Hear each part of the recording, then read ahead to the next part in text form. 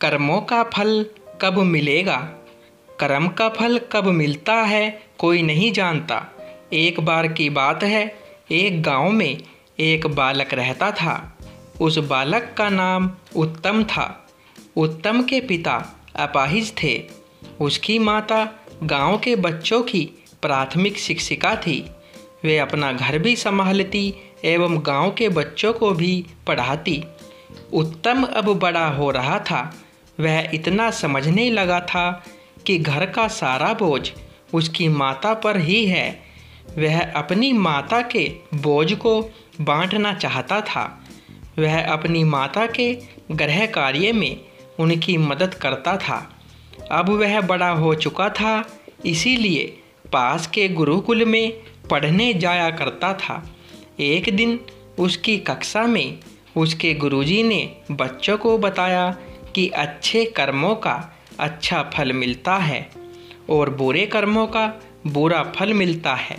उत्तम के दिमाग में यह बात बैठ गई। उसने अपनी माता से पूछा, माँ, क्या सच में अच्छे कर्मों का अच्छा फल और बुरे कर्मों का बुरा फल मिलता है? माँ ने उत्तर देते हुए कहा, हाँ बेटा। फिर उत्तम ने पूछा, माँ, तो हम लोग तो सदैव अच्छे कर्म करते हैं, हमें फल कब मिलेगा? कितना समय लगता है अच्छे कर्मों का फल मिलने में माँ? माता अपने पुत्र के प्रश्नों को सुनकर हंसते हुए बोली, बेटा, ये तो मुझे नहीं ज्ञात है, तुम ही बताओ। तो उलझे हुए उत्तम ने कहा, मुझे भी नहीं पता माँ। अपने बेटे के उलझन को देखते हुए माता बोली, यह सब छोड़, देख, आज खेत से मकई लाई हूँ, चल तुझे पकाकर खिलाती हूँ। माता उत्तम का हाथ पकड़कर उसे रसोई में ले गई। वहाँ मकई पकाने लगी। उत्तम भी वहीं बैठ गया, परंतु उसके दिमाग में वही प्रश्न घूम रहा था। अगले दिन उत्तम जल्दी गुरुकुल जाता है।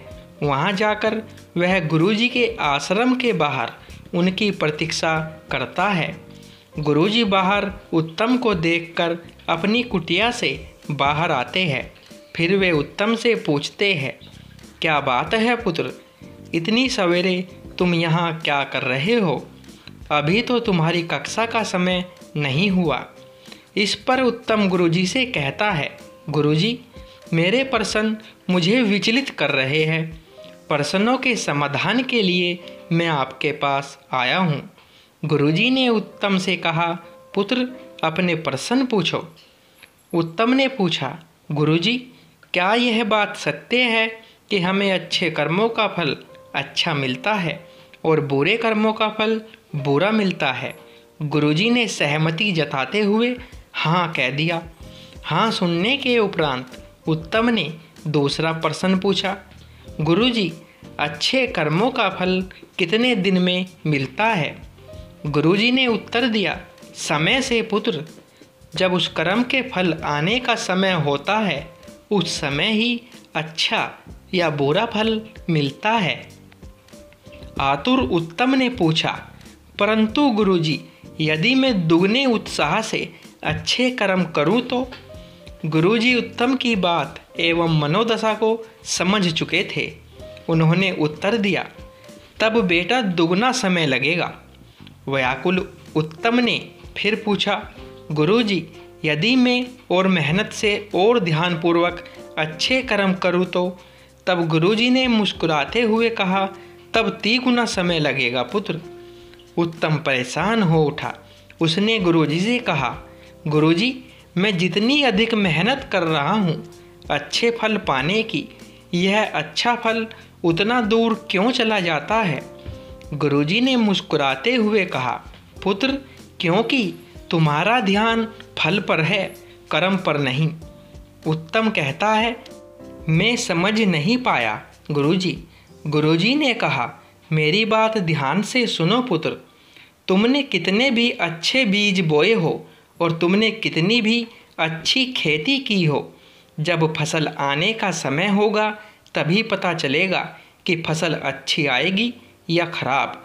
तुम कितना भी अच्छी खेती कर लो, समय से पहले फसल नहीं आती। तुम कितनी भी बुरी खेती कर लो, समय से पहले बुरी फसल भी नहीं आती। वैसे ही पुत्र, कर्म का फल तो तभी मिलता है जब वह कर्म के फलित होने का समय आता है। परंतु हाँ, यदि तुम केवल अच्छे फल की इच्छा से फल के ऊपर ध्यान केंद्रित करते हुए कर्म करोगे तो अच्छे फल मिलने की संभावना दूर होती जाएगी। उत्तम ने गुरुजी की बात सुनकर फिर पूछा, परंतु ऐसा क्यों गुरुदेव?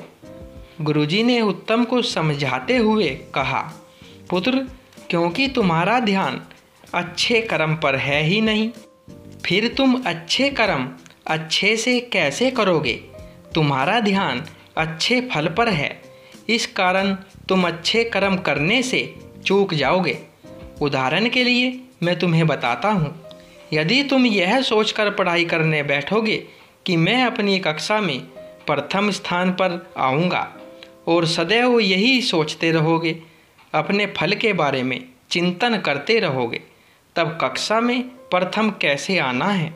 उस मार्ग से तुम्हारा ध्यान भटक जाएगा। तुम सपन बुनने लगोगे और कर्म अधूरे रह जाएंगे। इस प्रकार अच्छा फल तुमसे दूर चला जाएगा। पराये लोगों के साथ यही होता है।